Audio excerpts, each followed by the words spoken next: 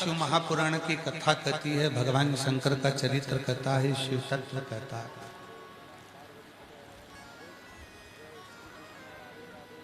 कि शिव को पाने के लिए, भगवान शंकर को पाने के लिए, भगवान शंकर को प्राप्त करने के लिए बहुत बहुत तप साधना बहुत करने की जरूरत नहीं है। बहुत तप नहीं करना है, बहुत साधना नहीं करना है। शिव को पाने के लिए तो केवल एक सच्चे मन से जहां हो, जहां बैठे हो, जहां आप हो, उस स्थान पर भी अगर बैठकर भगवान शंकर को सच्चे मन से पुकारते हो तो शिव अवश्य प्राप्त होते हो। आवाज नहीं आ रही क्या? दोनों पंडालों की आवाज खोलिए, स्पीकर चालू करो, स्पीकर की आवाज खोलो थोड़ी, और प्रेशर बढ़ाओ, अंदर का भी बाहर का भी। शिव कथा कहती है, भगवान शंकर का चरित्र, शंभु शंभु शंभु। अंदर का भी बढ़ाओ, बाहर का भी प्रेशर बढ़ाओ ना, प्रेशर बढ़ाने का बोलो, शंभु शंभु। शिव कथा कहती है, भगवान शंकर का चरित्र कथा है, शिव पुराण कहती है, भगवान शंकर का चरित्र वर्णन करता है, शिव तत्व कहता है। कहीं ना जाए, कहीं ना पहुंचे, केवल भगवान शिव के शंभु, भगवान शंकर की साक्षी, भगवान शंकर की साक्षी, भगवान शंकर की सम्मुखता, भगवान शंकर के सामने ही केवल जाकर बैठ जाओ, उतने में भी भगवान शिव करुणा करने लगते हैं, कृपा करने लगते हैं।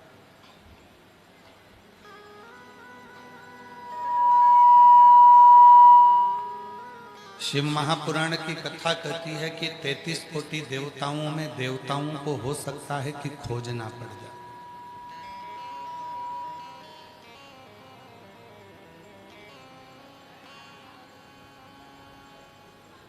पर भगवान शंकर को खोजने की जरूरत नहीं पड़ती, भगवान शंकर को ढूंढने की जरूरत नहीं पड़ती।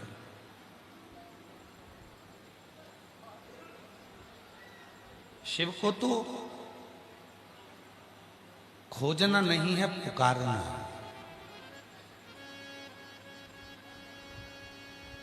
भगवान शंकर को कहीं खोजने के लिए नहीं जाना, भगवान शंकर को तो केवल हमें पुकारना।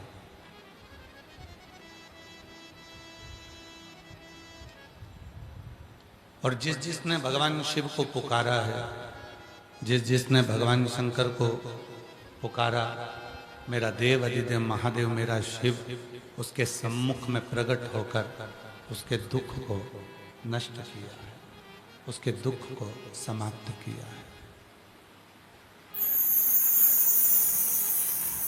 आवाज नहीं आ रही आखिर दोनों पंडालों में, ना उधर पंडाल में आवाज है ना इधर। प्रेशर तो बढ़ाओ, प्रेशर नहीं आ रहा, ना अंदर भी आ रहा, बाहर भी नहीं आ रहा। प्रेशर का बोलो ना, प्रेशर बढ़ाएं तो पब्लिक को सुनाई देगा। शंभु,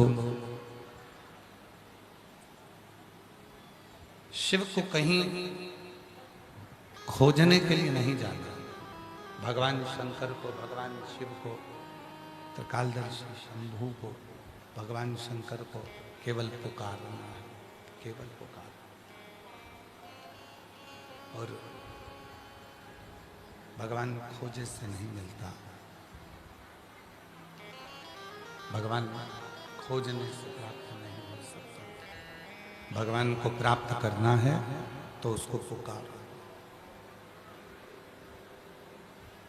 और पुकारने पर भगवान शंकर को यदि आप पुकार रहे हो, भगवान शंकर को यदि आप पुकार रहे हो, तो ध्यान रखो कि थोड़ा सा शिव को पुकारने के बाद उसका इंतजार करना जरूरी है, उसका इंतजार भी जरूरी है। आप पुकारो, फिर पुकारो। बाद उसका इंतजार करें। हम क्या करते हैं, आज का जो मनुष्य है पशुपतिनाथ का व्रत करता है, 16 सोमवार का व्रत करता है, सोमवार का व्रत करता है या भगवान शंकर की पूजन करता है और वो तुरंत प्राप्त करने को तैयार होता है।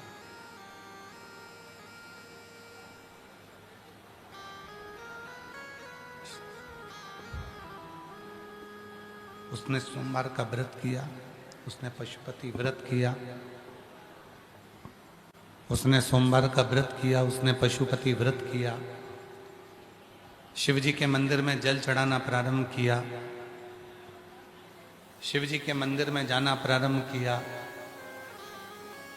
और उसके मन में ये आने लगता है कि मैंने भगवान शंकर को जल चढ़ाया है, मैंने भगवान शंकर की पूजन की है, मैंने भगवान शंकर की साधना की है, मैंने भगवान शंकर की आराधना की है, तो उसका फल मुझे अभी की अभी, आज की आज प्राप्त हो जाए, मुझे आज की आज उसका फल मिल जाए। पर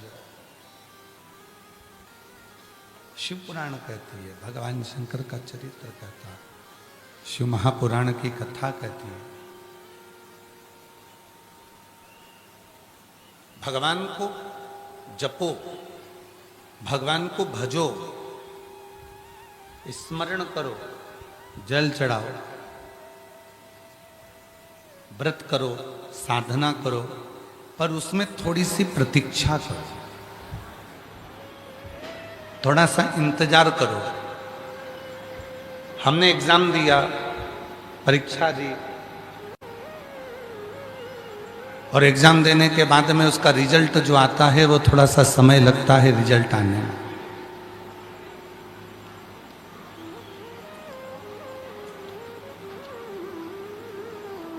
हमने कोई चीज बुलवाई, ऑनलाइन हमने कोई वस्तु बुलवाई, उसको भी आने में थोड़ा सा समय लगता है।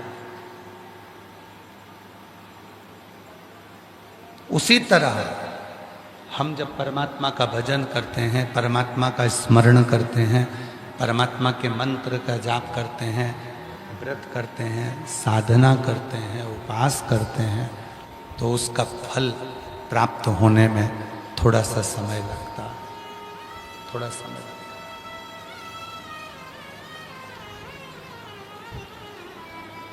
और तेरी कृपा बिना न हिले एक भी अणु, लेते हैं श्वास तेरी कृपा से तनो तनो।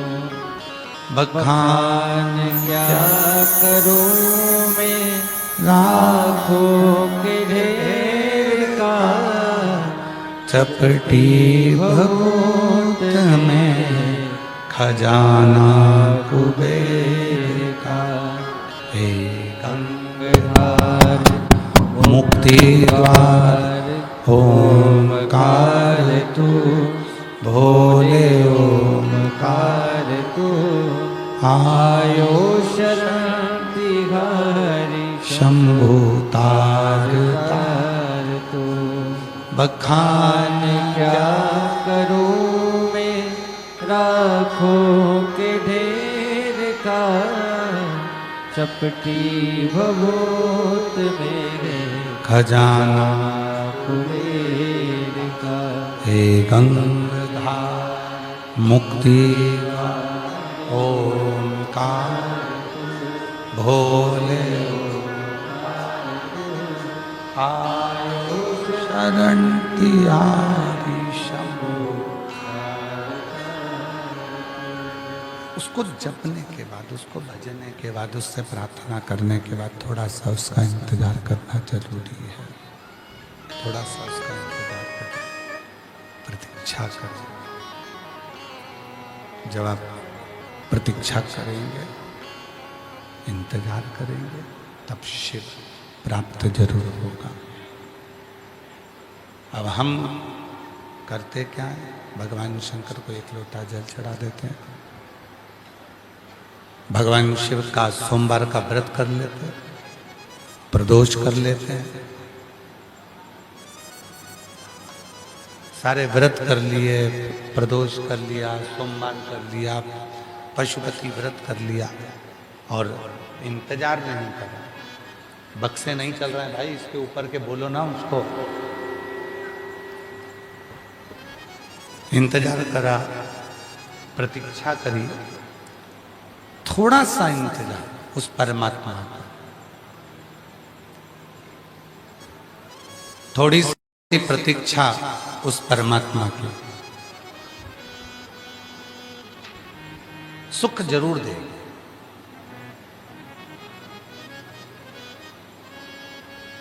फिर निवेदन करूं इस महापुराण के माध्यम से कि परमात्मा को ढूंढने के लिए मत जाओ।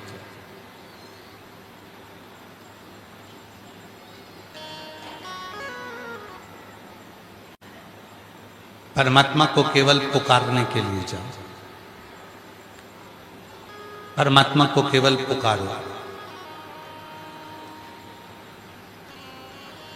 आप सब, मेरी जीजियां बैठी हुई हैं, मेरे जीजा बैठे हुए हैं, मेरे बुजुर्ग माँ बाप बैठे हुए हैं, मेरी बेटियां, मेरे बेटे सब यहाँ पर बैठे हुए हैं। स्मरण करिएगा, छोटा सा बच्चा है, उसको मच्छर काट गया, वो अपनी मम्मी को ढूंढने जाएगा कि मम्मी को पुकारेगा? बोलो, जम के बोलो जरा, ढूंढेगा कि पुकारेगा? पुकारेगा। छोटा सा बच्चा है, उसको भूख लगी है, उसको प्यास लगी है, वो अपनी मम्मी को ढूंढने जाएगा कि पुकारेगा? पुकारेगा। वो ढूंढने के लिए मम्मी को नहीं जा रहा है,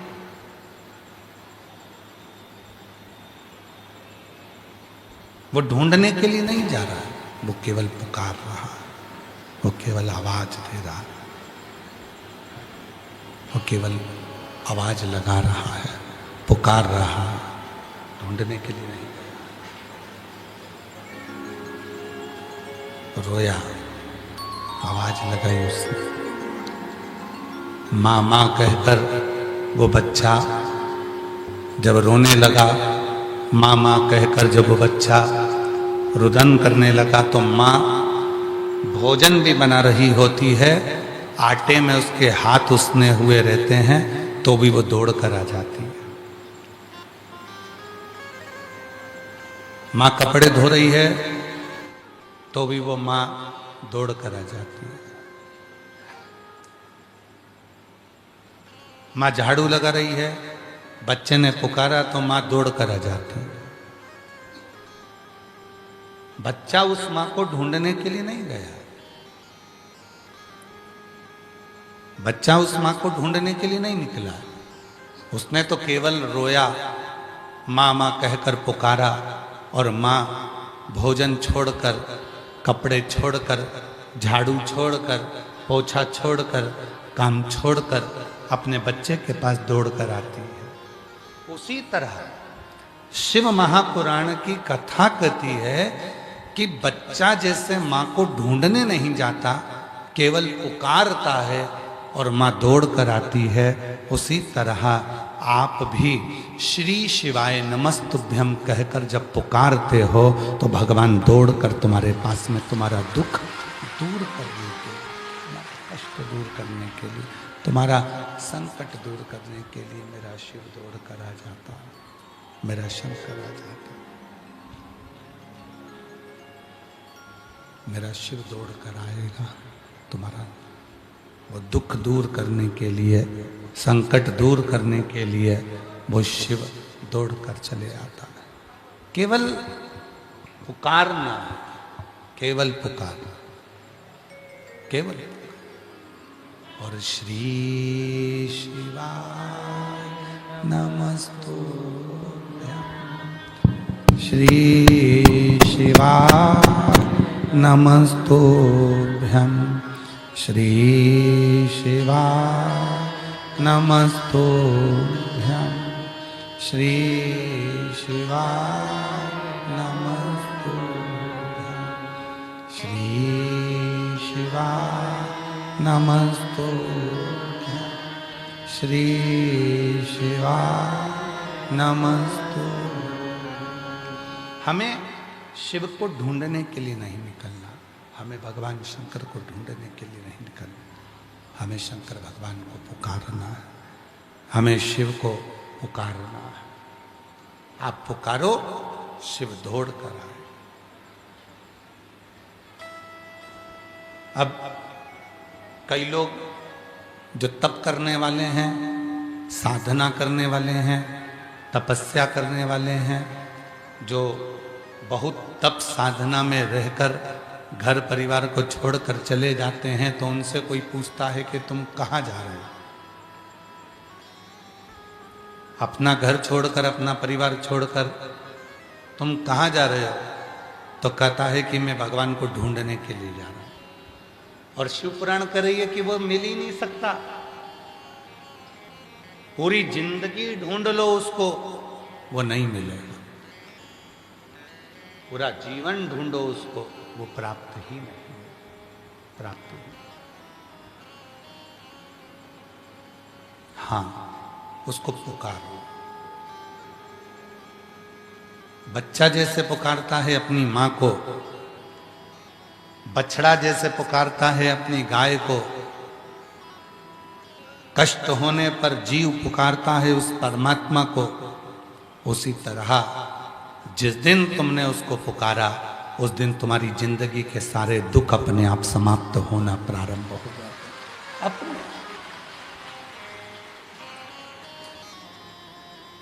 अब आप और हम क्या करते हैं?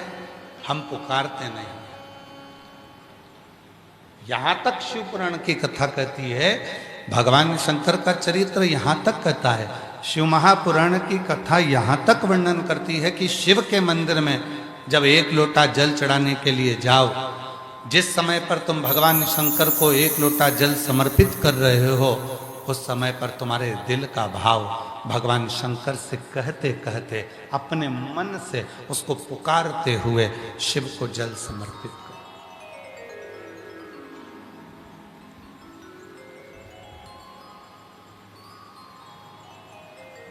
पुकारो उसे। हमने कई लोगों को देखा है, हाथ में माला रहती है,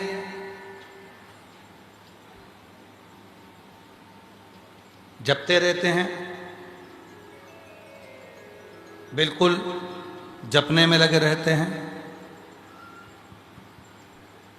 हाथ में माला है और जप चल रहे हैं, रोड पर भी चल रहे हैं, काम भी कर रहे हैं, सबसे मिलजुल भी रहे हैं और माला भी चल रही है।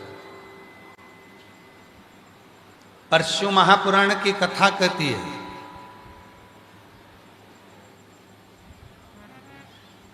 शिव महापुराण की कथा कहती है,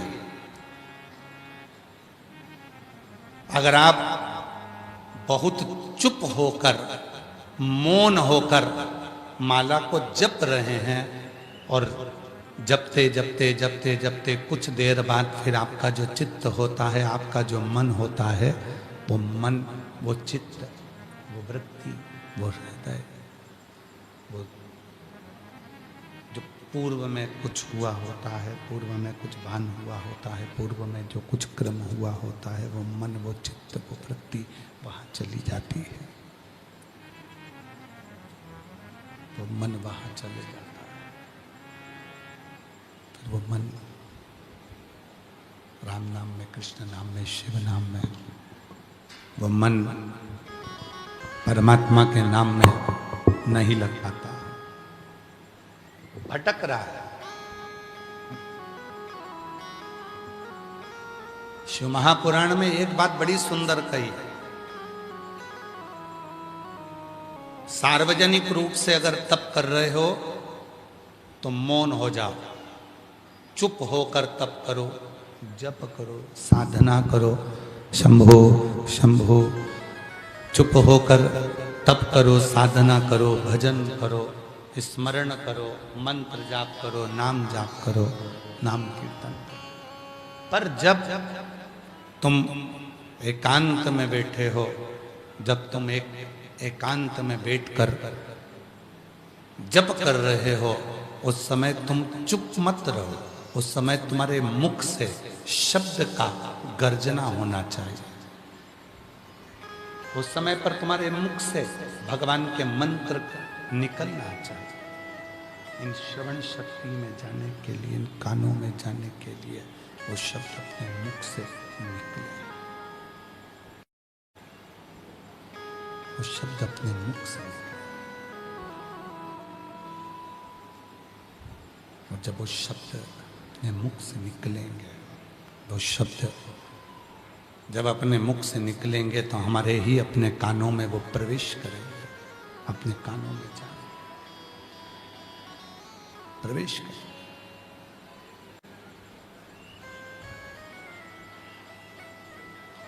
शिव कथा कह रही है, भगवान शंकर का चरित्र कह रहा है, शिव महापुराण की कथा कह रही है, भगवान शंकर का चरित्र कह रहा है, शिव महापुराण की कथा कह रही है, शिव तत्व कह रहा है। भगवान शंकर की पवित्र कथा वर्णन कर रही है, शिव महापुराण की कथा वर्णन कर रही है, शिव तत्व कह रहा है कि उस शिव को जिसने खोजा उसको शिव कभी नहीं मिला, पर जिसने खोजना छोड़ दिया और जिसने पुकारना प्रारंभ करा उसको शिव मिल गए।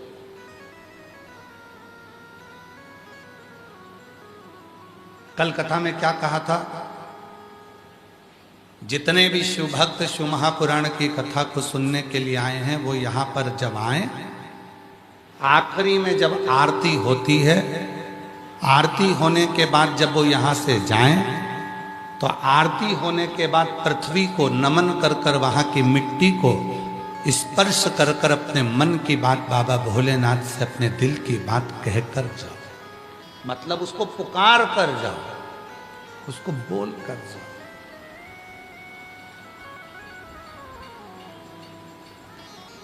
और जब आप उससे अपने दिल की बात बोलकर, अपने दिल की बात पुकार कर, अपने दिल की बात उसको कहकर जाओगे, पुकार के जाओगे, तो वो उस बात को स्वीकार करेगा, उस बात को बोलेगा, स्वीकार करेगा।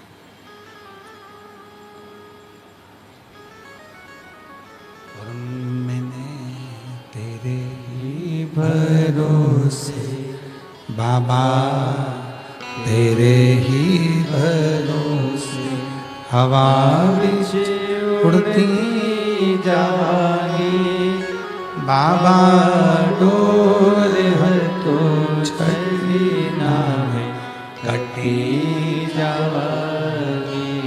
भोले मैं तेरी पतंग, शंभो मैं तेरी पतंग, हवा विच उड़ती जावागी बाबा, डोर है तो छड़ी ना में हटती जावागी।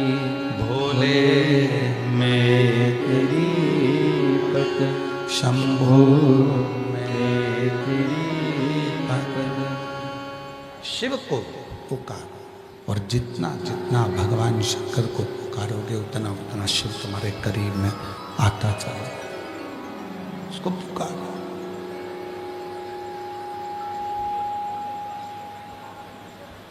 आए हो कथा में, बैठे हो भगवान शंकर की पवित्र कथा को श्रवण करने के लिए, शिव महापुराण की कथा को सुनने के लिए, भगवान शिव की कथा को श्रवण करने के लिए। शंभो शंभो शंभो शंभो शंभो शंभो शंभो शंभो शंभो शंभो शंभो शंभो। आप आए हैं भगवान शंकर की कथा को श्रवण करने के लिए, सुनने के लिए, तो केवल श्रवण नहीं करना है, उसको पुकारना है। जिस समय पर श्री शिवाय नमस्तुभ्यम का जप होता है, 5 बार व्यासपीठ भी श्री शिवाय नमस्तुभ्यम कहती है, और आप भी भगवान शंकर का श्री शिवाय नमस्तुभ्यम के मंत्र को इस पंडाल में बैठकर जपते हो। उस समय पर आप शिव को अपने मन की बात कहते हो।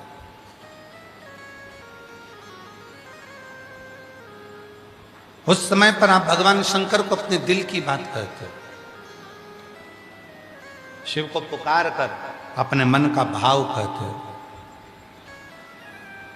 उसको अपने मन की बात सुनाते हो। अब कई लोग कहते हैं, क्यों गुरुजी?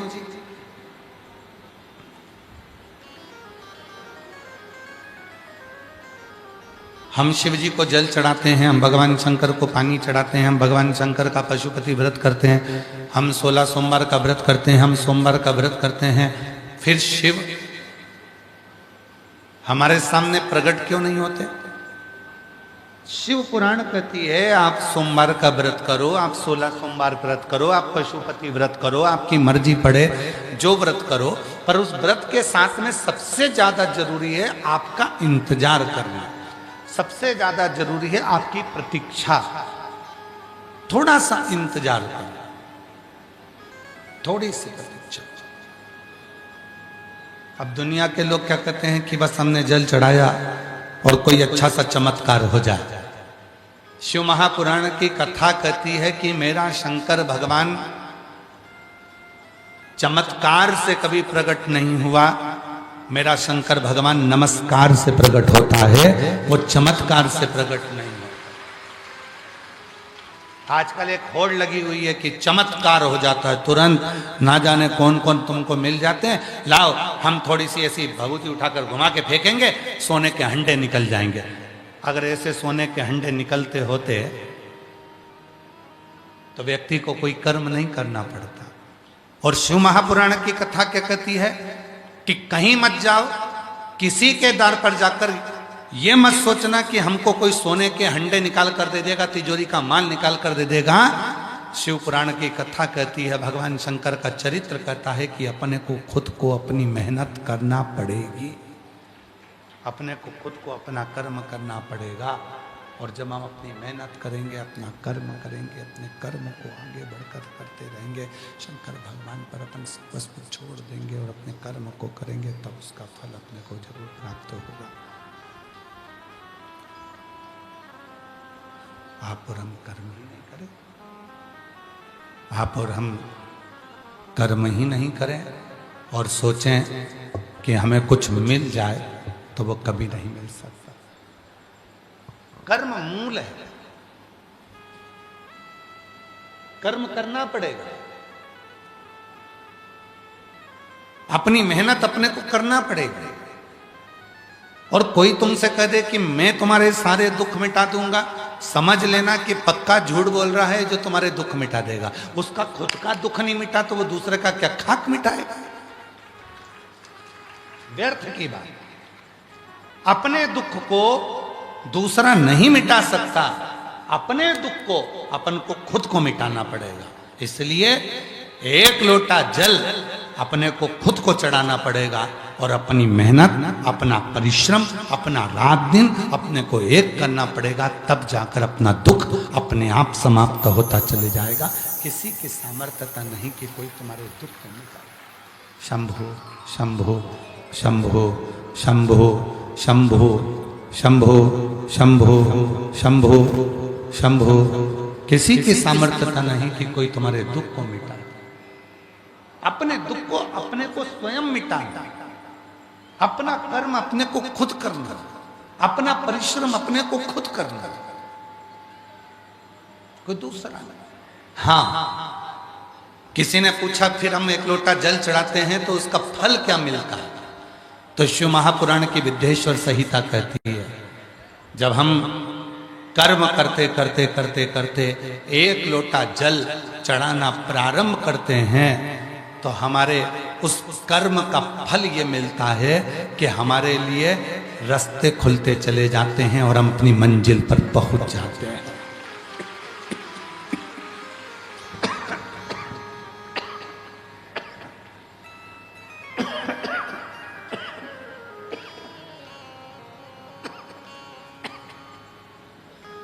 उस कर्म का फल ये मिलता है कि हमें उसका मंजिल मिल जाता है।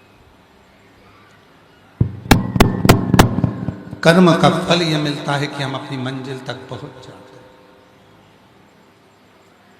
कर्म करो और कर्म के करते करते एक लोटा जल भगवान शिव को समर्पित करते चलो। भगवान शंकर को एक लोटा जल समर्पित करते चलो। वो हमें मार्ग देगा, मंजिल तक पहुंचा देगा। देखिए, यहां बहुत सारी मेरी जीजियां बैठी हैं जिनकी मांग में सिंदूर भरा हुआ है। यहां बहुत सारी मेरी बहनें बैठी हुई हैं जिनके माथे पर बिंदी लगी हुई है। यहां बहुत सारी मेरी जीजियां बैठी हैं जिनके गले में मंगलसूत्र पड़ा। मांग में सिंदूर, गले में मंगलसूत्र, माथे पर बिंदी, और वो मांग का सिंदूर, माथे की बिंदी, गले का मंगलसूत्र पहनकर वो मेरी जीजी अगर बाजार में चली जाती है, मार्ग में चली जाती है, तो किसी व्यक्ति की हिम्मत नहीं होती कि उसको निगाह उठाकर देख ले, क्योंकि उसको लगता है कि इसका पति है, इसका पति है। कहीं आसपास में इसका पति होगा, इसका पति इसके साथ आया होगा, वो आसपास में इसके साथ घूम रहा है।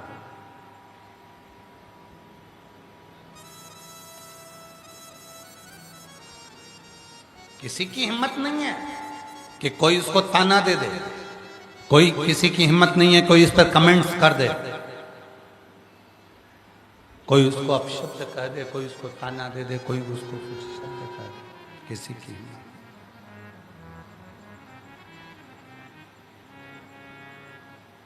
मांग का सिंदूर,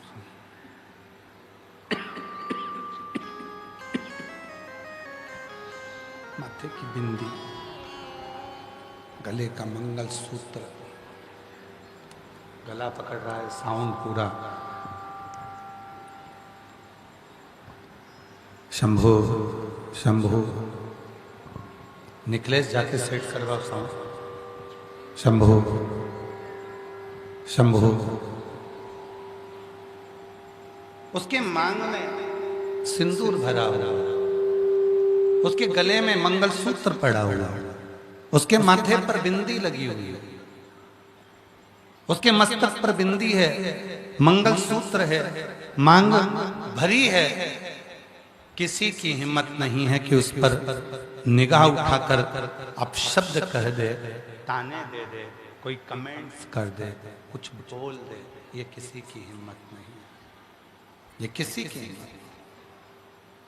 सबको मालूम है शादीशुदा है, इसका पति यहीं कहीं पर घूम रहा होगा, इसका पति इसके साथ होगा, इसका पति यहीं कहीं पर। बस उसी तरह जैसे मांग में सिंदूर देखकर, गले में मंगलसूत्र देखकर, माथे पर बिंदी देखकर कोई व्यक्ति निगाह उठाकर नहीं देखता, अपशब्द नहीं कहता, उसी तरह गले में रुद्राक्ष देखकर, मस्तक पर भस्म देखकर और भगवान शंकर का जल अपने मुख में पड़ने पर यमराज की भी हिम्मत नहीं होती कि वो हमको निगाह उठाकर देखे।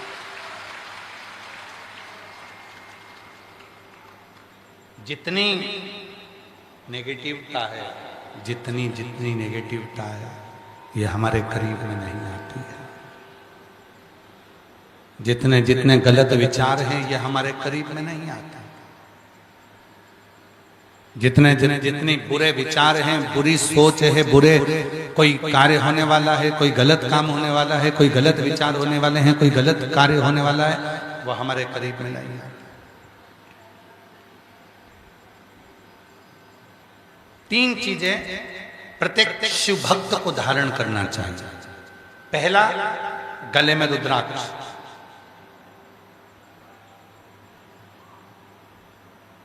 दूसरा, भगवान शंकर को जल चढ़ाकर उस जल का आचमन, उस जल का आचमन करना, कायिक, वाचिक और मानसिक, तीन पाप समाप्त हो गए।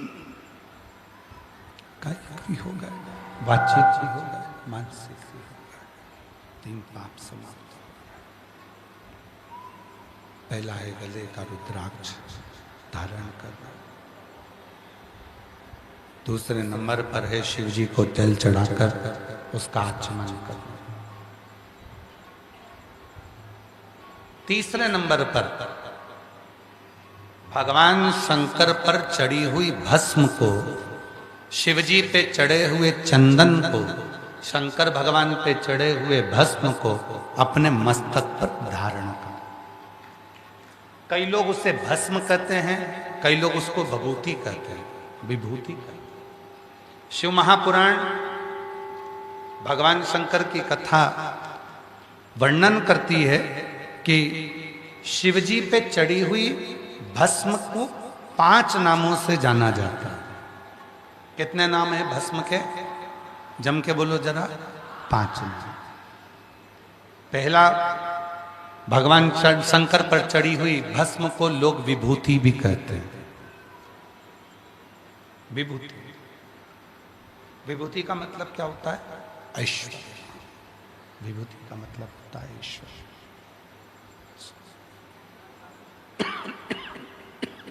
शिव जी पे चढ़ी हुई भस्म को लोग विभूति कहते हैं, ऐश्वर्य उसको कहा जाता है, उसको लोग ऐश्वर्य कहते हैं।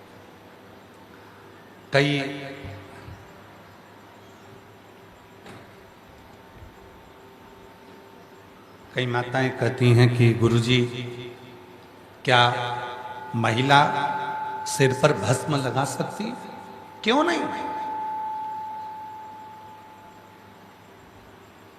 क्या बच्चे सिर पर भस्म लगा सकते हैं? क्यों नहीं? क्या कोई गृहस्थ आश्रम में रहने वाला, घर में रहने वाला कोई गृहस्थी क्या भस्म लगा सकता है? क्यों नहीं?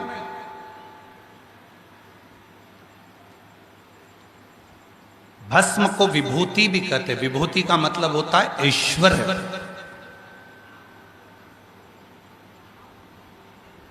जिसने भगवान शंकर पर चढ़ी हुई विभूति को, भस्म को मस्तक पर थोड़ा सा भी लगाया है, एक न एक दिन वो ऐश्वर्यवान बनकर ही रहता है, उसको ऐश्वर्यता प्राप्त होती है। विभूति, विभूति का मतलब है ऐश्वर्यता। विभूति का मतलब है ऐश्वर्य।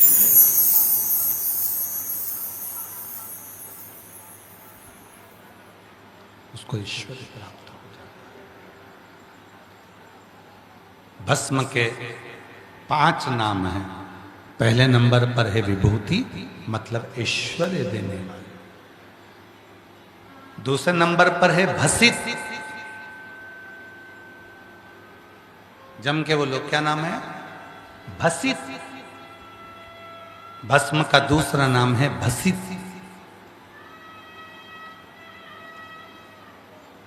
भसित का मतलब है जो केवल शिव को मानता है, और जो शिव को मानता है, शिव उसकी मानता है।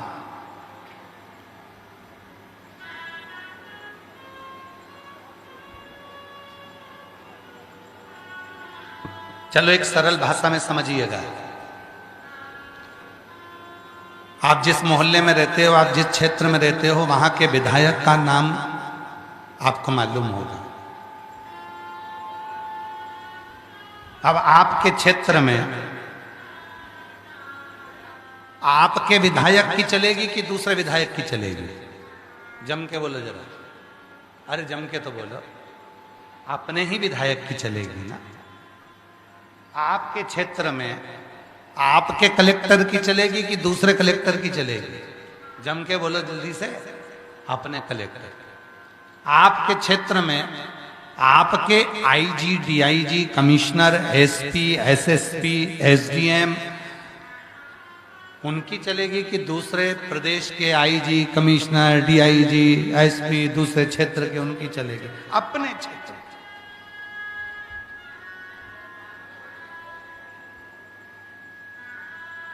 इसलिए भस्म का एक नाम है भसित।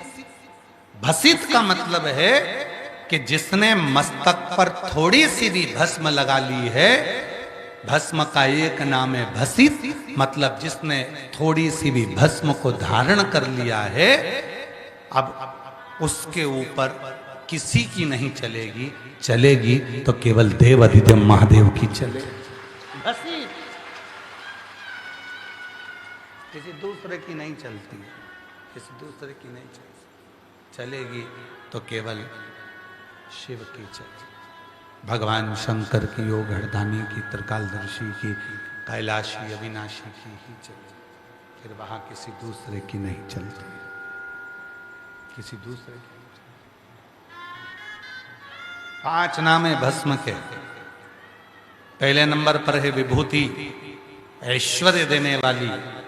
दूसरे नंबर पर है भसित, मतलब उसने लगा लिया मस्तक पर, उसके ऊपर जिसकी भी चलेगी तो शिव की चलेगी और किसी की नहीं चलेगी।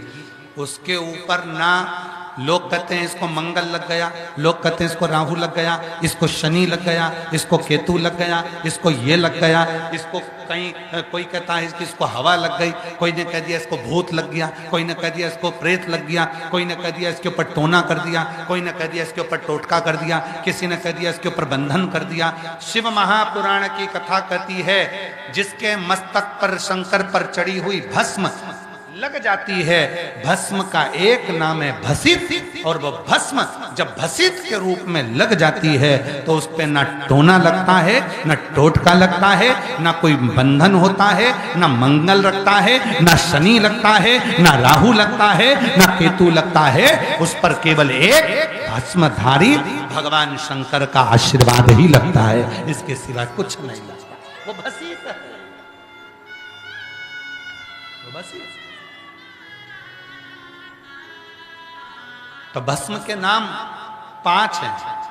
पहले नंबर पर जम के बोलो, जम के आवाज नहीं है, विभूति, जम के बोलो विभूति। दूसरे नंबर पर भसित, तीसरे नंबर पर भस्म।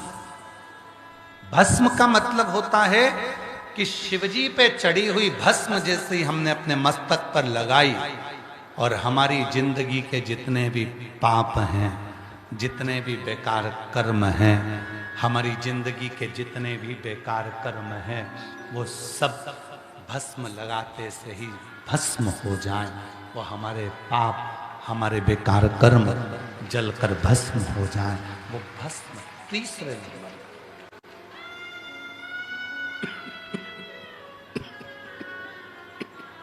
वो तीसरे नंबर भस्म। और भस्म का चौथा नाम है छार। अब 3 नाम आपको मालूम पड़ गए हैं। सभी लोग बोलेंगे भस्म के 5 नाम में से 3 नाम। पहला, सारे पंडाल में से आवाज आना चाहिए, पहला विभूति, दूसरे नंबर पर भसित और तीसरे नंबर पर भस्म। अब चौथा नाम आ रहा है भस्म का छार। भस्म का चौथा नाम है छार।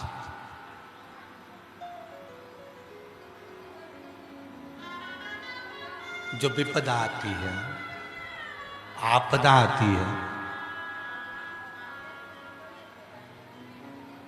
जितनी विपदा, जितनी आपदा हमारे ऊपर आती है, अगर हमने भस्म छार मस्तक पर धारण कर कर रखी है तो हमारी आपदा, हमारी विपदा छार छार हो जाती है, समाप्त हो जाती है।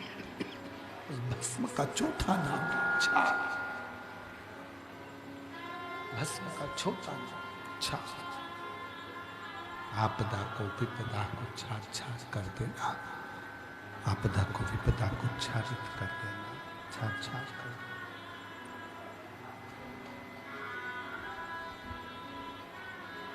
चौथा नाम छार। फिर से बोलेंगे 4 नाम। पहला दूसरा वसी, तीसरा भस्म, चौथा छार। मस्तक पर भस्म आई तो उसका चौथा नाम है छार। हमारी आपदा को, हमारी विपदा को, हमारे आने वाली परेशानियों को, हमारे आने वाली बीमारी को, हमारे आने वाले रोग को, हमारी आने वाली तकलीफ को पहले ही वो छार छार कर दे, उसका नाम है भस्म, जिसको हम छार भी कहते हैं। और भस्म का चौथा नाम है, भस्म को पांचवें नाम से पुकारते हैं। चौथा नाम छार हो गया, पांचवा नाम है भस्म का रक्षा।